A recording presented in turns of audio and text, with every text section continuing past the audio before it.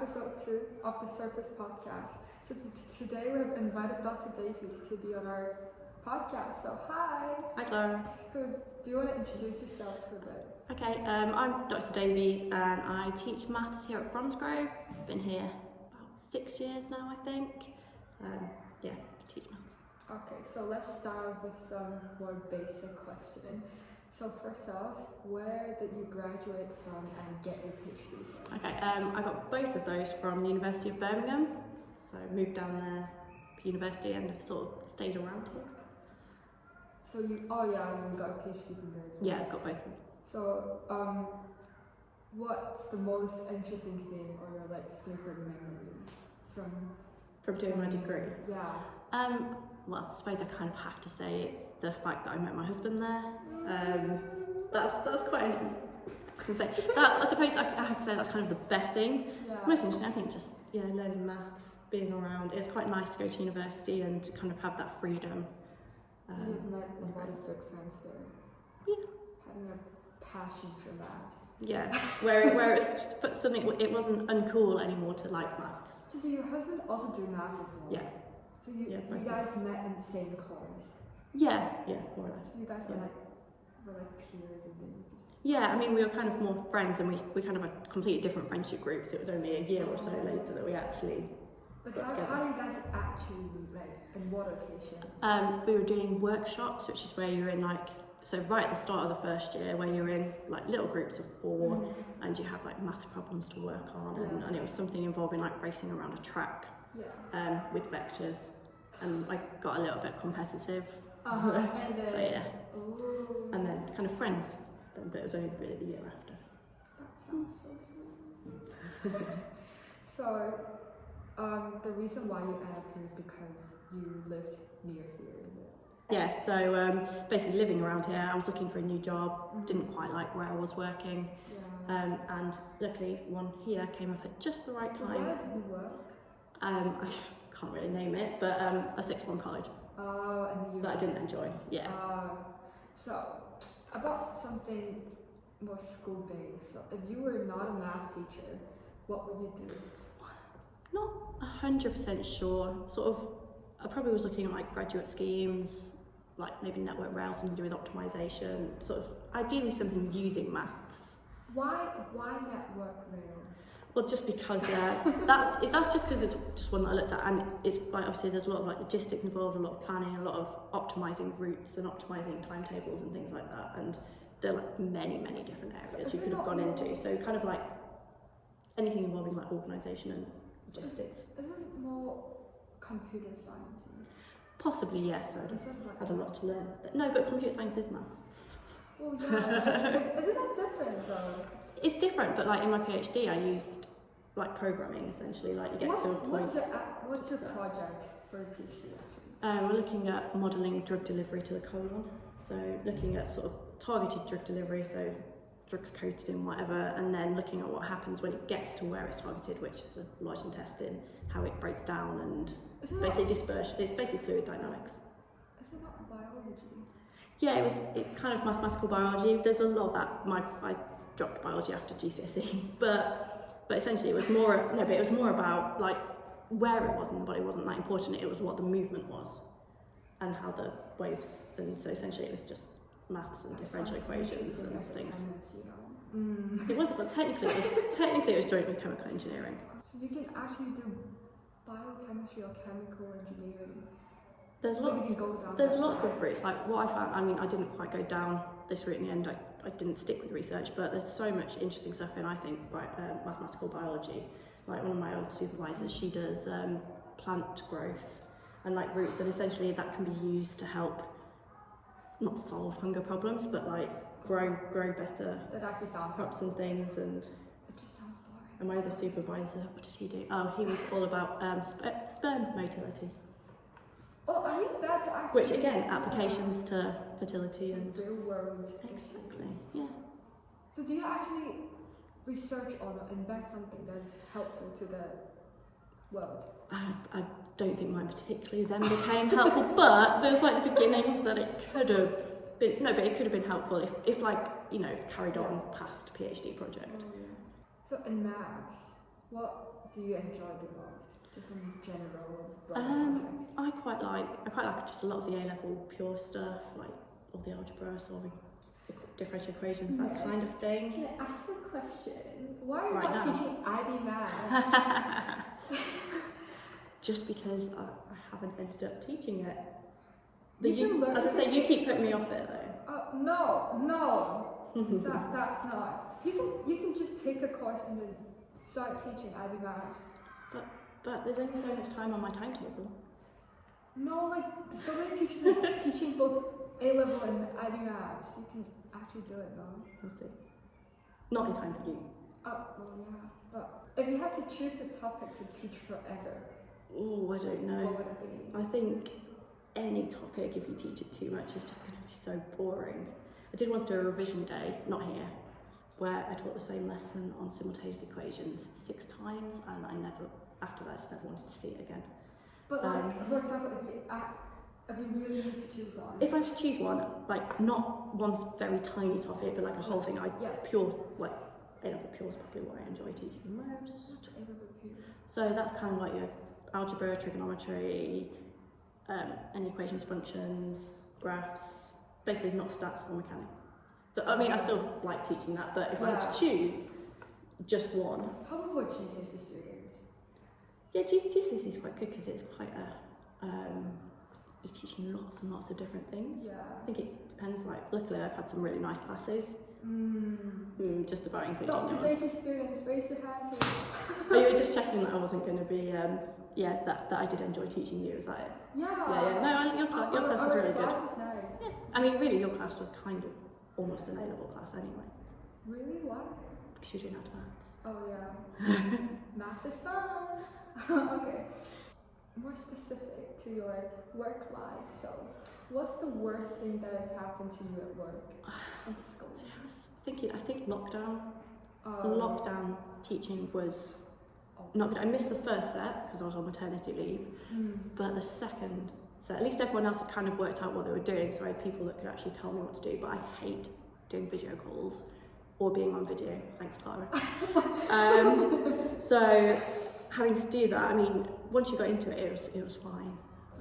Although there was one funny moment, actually, I think it was someone in your class, where I was like, put your video on, and he just said, I'm just trying to unmute my video. Unmute your video? Yeah, I think it was actually your class, but that was quite funny. It wasn't me. Really? But that was funny. Because I remember there was a time, because it's 5 p.m. in Hong Kong, I was out and I was late for class, but I got stopped there. Just so keep you, Well, but you know, it's really hard to like work out the schedule when you're in a different country, in a different time zone. I must admit, I think we, as a teacher, I kind of forgot that fact that you weren't, obviously, you were elsewhere and it was quite late. And I feel like doing work remotely has its own advantage, because you can just schedule your own work. I was lucky in that I had very motivated classes that year who were okay doing work online, but because basically I think we taught like the whole GCSE syllabus in 2 years. That was it. No, because we did it in 1 year, and that was year 10. So actually, half of your GCSE was kind of done. Yeah, and we moved on to maths once we were back. Last year, and I feel like it's quite good actually. I remember you dyed your hair red. Okay. So why did you dye your hair red? And why has it faded to brown? Like, are you dyed it back to brown now? So I was like, I wanted to dye my hair, and I actually had my mum with me, and my mum was very much for the go for red and not brown. So I kind of was like, yeah, because I've done that before, yeah, let's do that. But it does naturally, even though it's permanent dye, it does naturally fade. And then over the summer, I was kind of like, well, I want to dye it again just before I go on holiday, and I've kind of gone for just a brown because my hair is brown. So like it'll grow out without me having to re-dye it. So you dyed your hair red and then dyed back to brown? No, it already faded, so the brown, it was just to make it a bit more sort of, bit of a nicer brown. So your mum kind of encouraged you to dye it brown? No, red. Oh, red? Yeah, red. Your mum is very encouraging. Yeah, no. Yeah, I think she wished I'd rebelled a bit more than I did as a child. She's a very nice kid to take care of. Oh, I don't know about that, but I think more I wasn't the one dyeing my hair blue and purple and getting piercings everywhere. Actually, she'd have probably quite approved of that, so. Quite approved of that?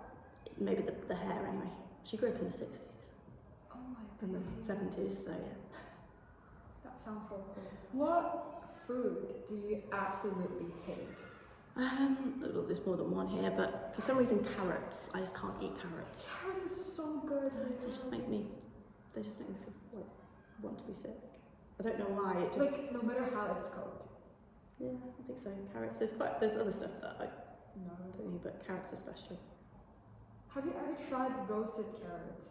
It tastes like sweet potatoes. I'm not a big fan of sweet potatoes either. Oh. Actual potatoes You're not are healthy. okay. You're not healthy, Dr. Davies. That's one food that I said I don't eat. Okay, what other food that you don't eat? Okay, probably quite a lot of vegetables, but I do eat some. A second later. I do eat some. It's just a lot of them I don't like. Okay, then what veg do you eat? Okay, I would eat broccoli, sort of salad, cucumber, that sort of thing. That's about it, though, to be fair. That's about Although it. Actually, baked same. beans count as one of your counters. Actually, veg, same. Like so, I eat veg yeah. as well. But like I have the egg as well. Like I will actually throw up if I eat the veg. The ones you don't, apart from carrots. Yeah. Well, carrot is good because it tastes sweet and it's just nice. Yeah. And move on to the next question. What is on your bucket list? See, I don't really have one. I think there's not. I don't have an urge to go and climb a big mountain or anything like that. I just like if there's something I want to do, I kind of want to do it now or soon. Like I don't want to be like, oh, there's this big long list of things I need to do before I die. Like there's stuff that basically just have lots of hold. Oh God, no. Skydiving. No. Why do you? I mean, I would love to try, but at the same time, I'm a bit scared to do it. Because, I mean, it's more of like a adrenaline sport. Okay. I feel like you're not adrenaline. No, anything that has a non-negligible risk of death, I do not want to do. Roller coasters are fun. Like roller coasters that have been through lots and lots of safety testing, and you're probably not, risks there are negligible. But That's okay. But there's still a chance that you can just fall off the roller coaster and risk your life on the ride. That is very unlikely. In the same way as I fly on a plane. Oh yeah. But so you don't like fly on a plane now?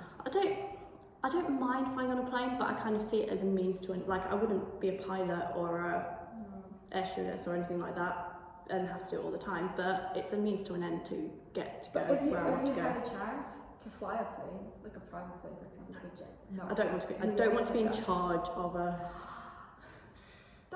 I like flying knowing that the person flying the plane knows what they're doing. If there's an emergency, they know what to do and they can sort it out. The same way if there's a medical emergency, I'd want to be near doctors and nurses. Like I'd definitely give birth I had to give birth in a hospital, but even if I hadn't had to, I would be choosing to give birth in a hospital. So you can't be a doctor? I suppose that's different because you're trained, well, I don't know. So there's nothing big that you want to do or achieve in your life? I just want to enjoy what I do, which I would say I do. I enjoy my job to some extent. I enjoy my job. I enjoy my children, my family, and rather, just be happy kind of with what I have rather than be wishing to do other things. But for example, if you had a chance to go on a vacation for like a year, then what would you do? Oh yeah, if I had like a chance to go away, like completely unpaid, away for a year, and still have my job when I came back, yeah, of course I would. Realistic. But what would you actually do? Again, it's not particularly interesting. Sorry, I have no intention of, as I say, climbing a mountain or doing anything like that. I'd probably just go around Europe, maybe places in Europe and. Nice, actually. You should be our DOE supervisor. What? And climb the mountain with us to explore the natural world and its beauty. I like exploring the natural world, but when there's less walking involved. And you need to, you don't actually. Like I'll do a bit of walking to get to places, but not. Because you can try to carry the bag, like the heavy bag, and walk with it. I've had to carry a 20-kilo child around. That's enough. If you won the lottery, what would you do? I think I'd still probably work part-time now and then, like do some sort of work. Well, it's boring otherwise. But otherwise, yeah, just lots and lots of holidays, different places. Buy a much bigger house. But do you mean like by quitting your job, Or just No. taking days off from your Oh job? no, okay, so I suppose it depends what you do. If it's teaching, then there's not really much choices there. You kind of have only school holidays. Yeah. But I suppose if you're part-time, you could go on like little mini holidays. But like, for example, So I'd kind of go around. yeah, realistically, if you're still a teacher now, Yeah, and if you won a lottery, what would you do? we still would teach because then you can still have like spend loads of money But how in do the you use the 2 months money out, or on? Like, where are you going to spend your money on? housing, holidays across to like Mallorca, I live there. Probably actually a lot there. Probably would spoil my children a bit more than I should do. Probably buy my parents a new house. This is if I was very rich and it was basically a negligible amount of money to buy them a house. That sounds so sweet. Not that nice. But basically more just like to live comfortably. Sounds I wouldn't like suddenly fun, go actually. buying myself like bags for like a few £1,000s or anything like that. I don't understand that. But I mean, I understand. Second last question. yeah. If you had to be a Disney character, which one would you choose to be? I don't really know. Not one of the princesses. What was I watching? I was watching The Incredibles 2 at the weekend. Well, I say I was watching my children. I mean, my children were watching The Incredibles 2. I was thinking Violet, who's like the daughter in that. Why would you choose? I just think she's pretty cool. She's like force feels. She's probably quite like me. She was quite shy. Yeah. Last question. Go. Quick fire. 5 things to bring if you were in an isolated island. Oh, okay. Well, basically, I'm never going to manage to save myself on this island, so I either need someone to rescue me, Which is your husband? or eventually I'll die. Maybe. If he was there, he could do all that. But assuming he wasn't there, Okay. essentially, a solar power pack, so that I can bring my Kindle and keep it going, so it can charge itself. So it's Lots and lots of sun cream. Okay. So your husband, Oh. your solar power thingy, your kids. I was assuming I wouldn't have my. Although actually, yeah, I can have my husband, and then he can try and get us off the island whilst I relax, read my Kindle. The last one. Last one was probably should food. Again, he can find some food. Do you know what? Oh no, because I suppose phone you wouldn't get. I was going to say I can charge your phone, but I probably wouldn't have phone signal. No, signal there. So it would just be Kindle. Or you're just gonna omit. I don't know. Maybe some photos Like to remember my children. Also, you're Essentially, I'm expecting that I'm probably going to die on this island because, let's So face it, you're I gonna- don't have the skills to. You're gonna bring a picture, Yeah, like a photo of your children to like. yeah. Because realistically, I'm not managing to survive and get myself off this desert island. So, yeah. I mean, that sounds so realistic, actually. Yeah. I mean, I also have no intention of finding myself in a situation where I'm stranded on a desert island. Well, I mean, yeah, because it's a hypothetical question. I wouldn't be surviving like No. the apocalypse. No. You got your husband, it's gonna be fine. Here's the end of today's Surface podcast. So thank you for watching, and thank you for Dr. Davies for coming. Thank you. Thanks, Bye. Bye.